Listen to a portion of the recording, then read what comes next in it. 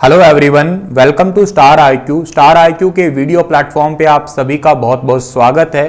दोस्तों, आज 1 अक्टूबर 2021 के नेशनल और इंटरनेशनल करंट अफेयर इस पर्टिकुलर वीडियो में हम पढ़ने वाले हैं। जी हां, आपने ठीक सुना, आज हम नेशनल और इंटरनेशनल करंट अफेयर इस पर्टिकुलर वीडियो में एनालाइज करेंगे। देखिएगा, हम लोग एक सेपरेट वीडियो में डेली हरियाणा करंट अफेयर का एनालाइज तो करते ही हैं, के साथ ही आज के बाद आप लोगों को डेली एक नेशनल और इंटरनेशनल करंट अफेयर के वीडियो का एनालिसिस भी मिलने वाला है। वीकली और मंथली एनालाइज भी आप लोगों को करवाया जाएगा। आप लोगों को जो है ना, एक बहुत ही अच्छी बात बतानी है मुझे, और वो बात ये है कि अपने स्टार आईक्यू परिवार के आज 50,000 सब्सक्राइबर जो है वो पूरे हो चुके हैं। यानी कि हमारा परिवार 50,000 का कंप्लीट हो चुका है। आप सभी को बहुत बहुत शुभकामनाएं, क्योंकि आप ही का परिवार है, आप भी इस परिवार का एक हिस्सा है।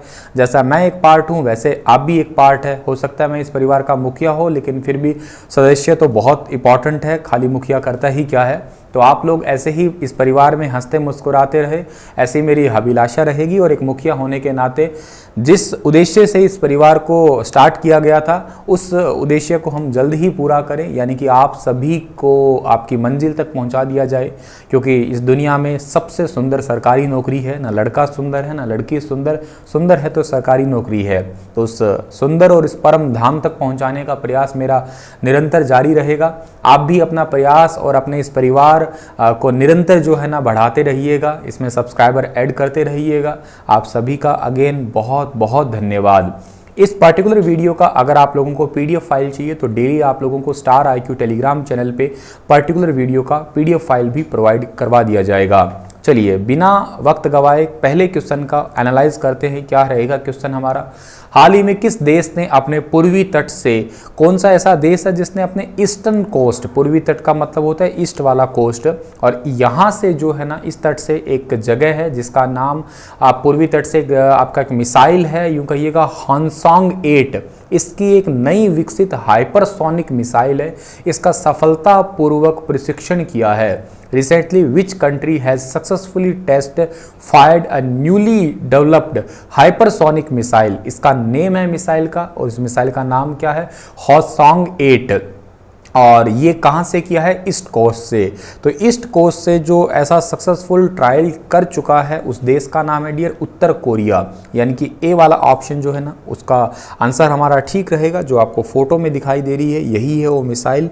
अच्छा सर, ये किया कब गया है? ये किया गया है 28 सितंबर 2021 को। अभी रिसेंटली 28 सितंबर गया था, तो 28 सितंबर 2021 को जो है ना इस मिसाइल का सफल प्रशिक्षण किया गया है। एक नई हाइपरसोनिक मिसाइल है ये, ठीक है ना। ये न्यूली लॉन्च हुई है अभी सितंबर 2021 के अंदर, और ये उत्तर कोरिया का मैं आपको बता देता हूं थर्ड जो है ना ट्रायल है। अभी अब से पहले मतलब 2 ट्रायल और हो चुके हैं। ये बेसिकली हाइपरसोनिक मिसाइल आने वाली जो नई जनरेशन है, उसके जो कंप्लीट आपके यूं कहिएगा, कोई अगर वॉर होती भी है इन फ्यूचर, उसमें अलग अलग टेक्निक से जो ये यूज़ आएगी, जिसे अमेरिका, रशिया, चाइना और भारत जैसी सैन्य शक्तियों द्वारा विकसित किया जा रहा है। बिल्कुल ऐसी ऐसी टेक्निक को इंडिया भी सोच रहा है कि वो विकसित करे। इवन अमेरिका के अंदर भी नहीं है ऐसी टेक्नोलॉजी वाली मिसाइल, ठीक है। अच्छा, उत्तर कोरिया तो आप लोगों को वैसे भी बहुत अच्छे से पता है, क्योंकि अगर आपसे पूछा जाए, डेमोक्रेसी रैंकिंग पूछी जाए साल 2021 की, तो डेमोक्रेसी रैंकिंग में सबसे निचले पायदान में उत्तर कोरिया ही आ रहा है। सबसे निचले पायदान में इंडिया नियर अबाउट 53 नंबर पे है, लेकिन ये सबसे निचले पायदान पे, क्योंकि तानाशाही तो है ही अपने आप में। आप अगर मैप में इसे नज़र से देखें तो कहाँ पे जगह दिख रही है आपको? ये जगह दिख रही है यहाँ पे, नॉर्थ कोरिया। अच्छा, नॉर्थ कोरिया और साउथ कोरिया दोनों ही एक दूसरे के अगल बगल में है, लेकिन ऐसा नहीं है कि दोनों पास में है तो इन दोनों की दोस्ती है। ऐसा दोस्ती वाला कोई माहौल नहीं है, ठीक है ना। नॉर्थ कोरिया की जो राजधानी है वो है प्योंगयांग, और यहाँ साउथ कोरिया की राजधानी है सियोल है। यहाँ की करेंसी दोनों की वॉन है, लेकिन दोनों में फर्क ये है कि ये साउथ कोरियाई वॉन है और ऊपर वाले की नॉर्थ कोरियाई वॉन है। दोनों के बीच में आपको एक लाइन दिखाई दे रही है। इस लाइन को कहा जाता है 38 पैरेलल। ये भी इंपॉर्टेंट है, 38 पैरेलल DMZ कहा जाता है इसको।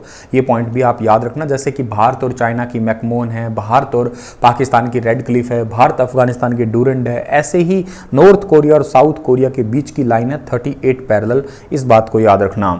साउथ कोरिया वैसे दुनिया का वो पहला देश है जहां पे सबसे पहले 5G इंटरनेट आया था, याद रखिएगा। शहरों में चाइना का एक शहर बीजिंग है, लेकिन देशों में आपको याद रखना है साउथ कोरिया है। अगले क्वेश्चन को एनालाइज करें तो क्या होगा कि विश्व समुद्री दिवस 2021 यानी कि वर्ल्ड मैरीटाइम डे 2021 इस कौन से दिन मनाया गया था, इनमें से कौन से दिन इसे ऑब्जर्व किया गया है। तो ये बहुत ही सिंपल और बहुत ही ज़्यादा सटीक सवाल है जो आपको याद करना होगा, और ये जो है अभी कल ही के दिन यानी कि 30 सितंबर को ऑर्गेनाइज किया गया है। हर साल ही मनाया जाता है वर्ल्ड मैरीटाइम डे। अब देखो दो सवाल यहाँ पे बनते हैं, एक तो है विश्व समुद्री दिवस और एक बनता है राष्ट्रीय समुद्री दिवस। तो पहला सवाल का आंसर देता हूँ, विश्व समुद्री दिवस तो कब मनाया जाता है, तो आपका आंसर आ चुका था क्या, 30 सितंबर को मनाया जाता है। अगर आपसे पूछता मैं राष्ट्रीय समुद्री दिवस यानी कि नेशनल मैरीटाइम डे कब मनाते हैं, तो ये मनाया जाता है डियर 5 अप्रैल को सेलिब्रेट किया जाता है, 5 अप्रैल को हर साल मनाया जाता है।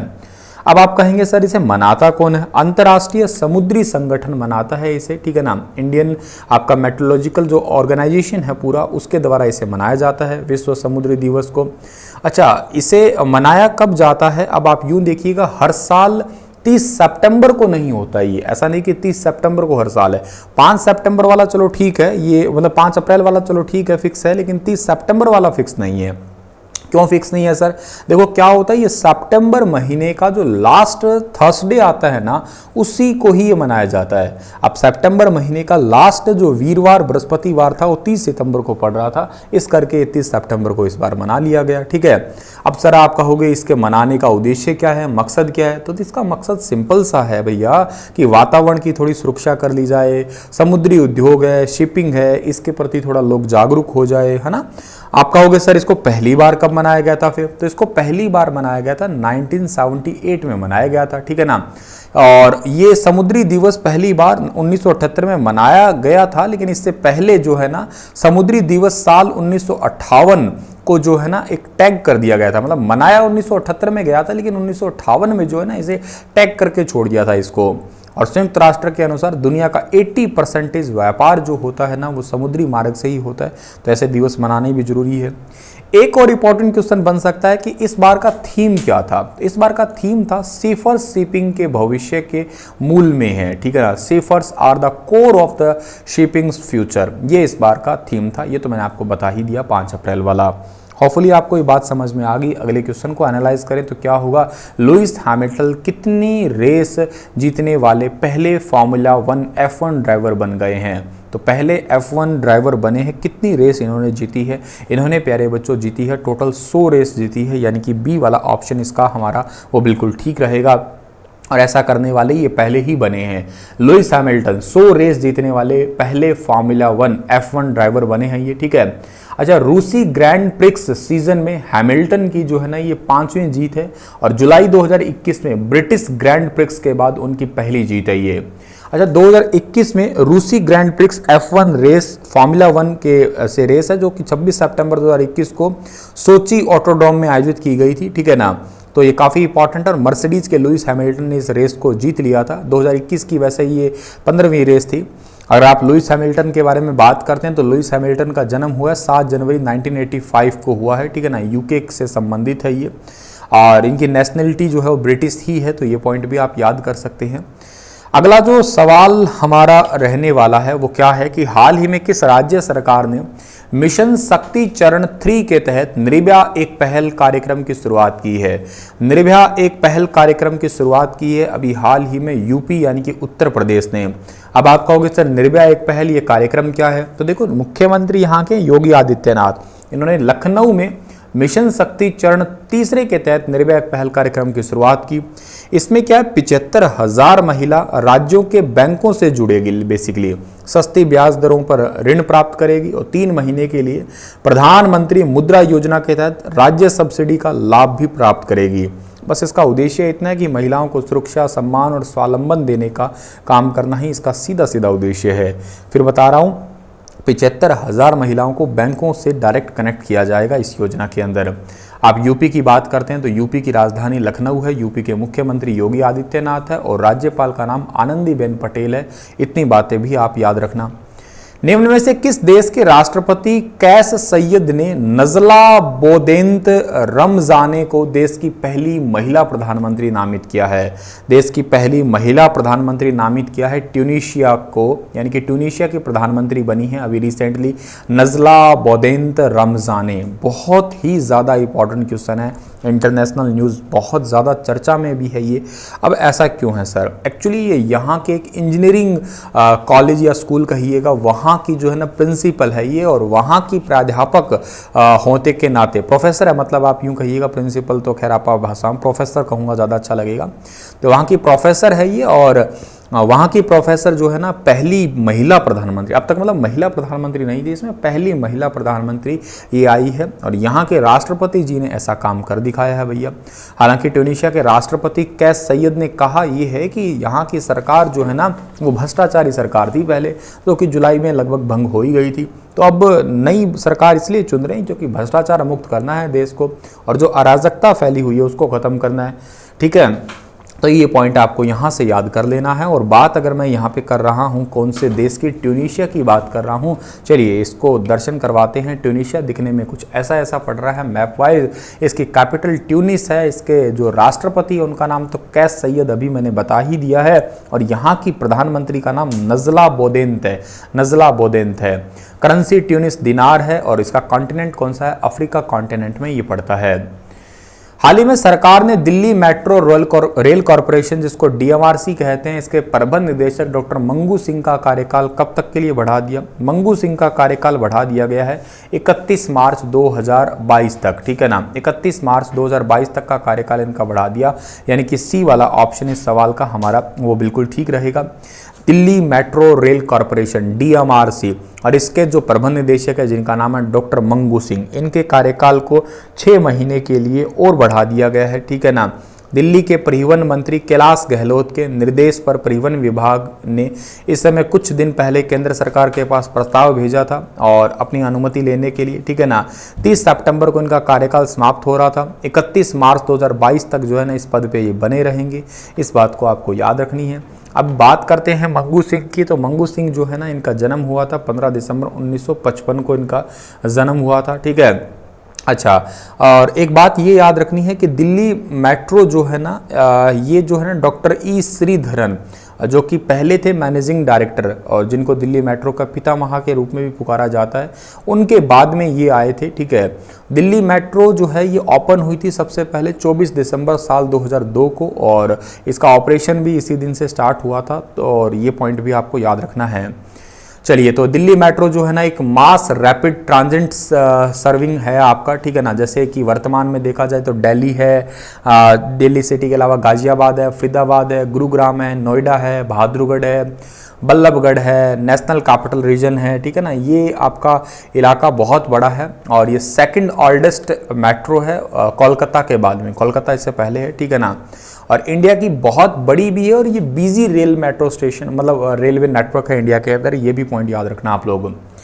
अगला क्वेश्चन है कि ग्रीस और किस देश ने रक्षा क्षमताओं को बढ़ावा देने के लिए 27 सितंबर 2021 को एक रक्षा सौदे पे हस्ताक्षर किया है?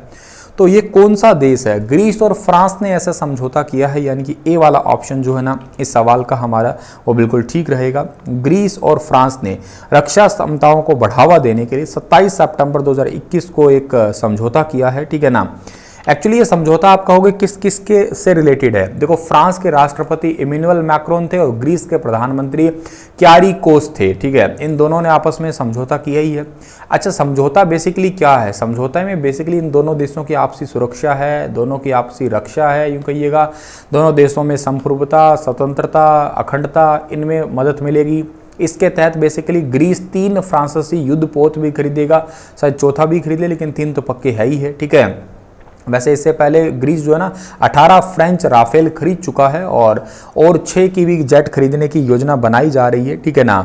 अच्छा, ग्रीस और तुर्की के बीच तनाव को देखते हुए फ्रांस और ग्रीस के बीच ये सौदा या ये जो आपका MOU हुआ ये बहुत बहुत इंपॉर्टेंट भी है, ठीक है ना। चलिए, तो इस बात को आपको याद तो हो ही गया है। अब आप देखो, भारत से फ्रांस पड़ता है यहाँ पे, ठीक है ना, और फ्रांस की राजधानी क्या है, पेरिस है, और यहाँ के प्रेसिडेंट का नाम इमैनुअल मैक्रोन है। अच्छा, फ्रांस ने साल 2018 का फुटबॉल वर्ल्ड कप भी जीता था। साल 2022 का कहाँ पे होगा बताइएगा आप कमेंट में मुझे। और ग्रीस की बात करता हूं, इसकी कैपिटल एथेंस है, बहुत इंपॉर्टेंट है। 2004 के एथेंस ओलंपिक में राज्यवर्धन सिंह राठौर, जो कि पहले खेल मंत्री रह चुके हैं, उन्होंने शूटिंग में सिल्वर मेडल जीता है। करेंसी यूरो है, और यहाँ का कॉन्टिनेंट कौन सा है, यूरोप कॉन्टिनेंट है। हाल ही में भारत और किस देश ने स्वास्थ्य और जैव चिकित्सा विज्ञान में सहयोग के लिए समझौता किया है? तो भारत और जो है ना के साथ में अमेरिका ने ऐसा समझौता किया है, यानी कि सवाल का बी वाला ऑप्शन जो है ना हमारा वो बिल्कुल ठीक रहेगा।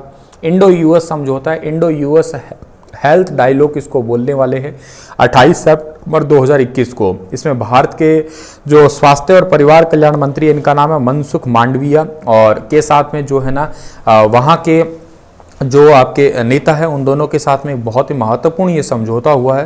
एक्चुअली ये समझौता है किससे रिलेटेड, तो ये स्वास्थ्य से रिलेटेड है, डिजिटल स्वास्थ्य कहिएगा, नई टेक्नोलॉजी है, मानसिक स्वास्थ्य कहिएगा, चिकित्सा, वैक्सीनेशन, इन सभी से रिलेटेड जो है ना ये एक समझौता हुआ है। ये पॉइंट भी आपको यहाँ से याद कर लेना है जी। अगर मैं अमेरिका की बात करता हूँ तो मैप में आप अमेरिका को देखिएगा। अमेरिका की कैपिटल वॉशिंगटन डीसी है। अमेरिका की करेंसी क्या है, अमेरिकन डॉलर है। ये बात भी आपको दोनों याद रखनी है। और जो बाइडेन यहाँ के राष्ट्रपति है, कमला हैरिस यहाँ की उपराष्ट्रपति है। ठीक है बच्चा, ये याद हुआ आपको। अगला सवाल है कि अगला क्वेश्चन है आपका कि संगीत समारोह है एक, ठीक है ना, नाता संकीर्तन, ये कहाँ आयोजित किया गया था? 3 दिवसीय है, ठीक है ना, 3 दिवसीय संगीत समारोह है, ये कहाँ पे आयोजित किया गया था? तो ये एक आर्ट एंड कल्चर का क्वेश्चन है, और इसका सही आंसर रहेगा मणिपुर। यानी कि 3 दिवसीय संगीत समारोह जो है ना, जिसका नाम है नाता संकीर्तन, ये किया गया था मणिपुर में आयोजित, यानी कि बी ऑप्शन सही है आपका। Actually Jawaharlal Nehru Manipur dance academy, जिसका नाम आप शॉर्ट में JNMD पढ़ा करते हैं, इन्होंने इम्फाल मणिपुर ऑर्गेनाइज किया था नाता संकीर्तन 3 दिनों का डांस और म्यूजिक फेस्टिवल को। एक्चुअली जो है ना ये बहुत ही इंपॉर्टेंट है, क्योंकि इसको यूनेस्को यानी कि United Nation Educational Scientific and Cultural Organisation के तहत जो है ना वो एड ऑन किया जा चुका है, तो ये इस करके इंपॉर्टेंट माना गया है। विश्व हृदय दिवस कब मनाते हैं भैया? वर्ल्ड हार्ट डे कब सेलिब्रेट करते हो आप लोग? तो वर्ल्ड हार्ट डे हम लोग हर साल मनाते हैं, 29 सितंबर को सेलिब्रेट करते हैं, यानी कि ए वाला ऑप्शन जो है इस सवाल का हमारा वो बिल्कुल ठीक रहेगा। इसे पहली बार WHO ने साल 2000 में मनाया था, ठीक है ना, तो ये पॉइंट भी आप लोग याद कर लेना। और जिसे हर साल सितंबर के लास्ट संडे को मनाया जाता है, ठीक है ना, 2014 से विश्व हृदय दिवस को 29 सितंबर के दिन मनाया जा रहा है। पहले ये हर संडे को मनाते थे सितंबर के, अब जो है 2014 से जो है ना हर 29 सितंबर को मनाते हैं। और इसका उद्देश्य बस इतना ही है कि दिल से जुड़ी हुई समस्या पर लोगों का थोड़ा ध्यान आकर्षित करना। चलो बच्चा, इसी के साथ इस लेक्चर को तो मैं समाप्त कर रहा हूँ। आपके लिए क्वेश्चन छोड़ के जा रहा हूँ, मणिपुर के बारे में सब कुछ बताइए कमेंट में आप लोग। चलिए, थैंक यू सो मच।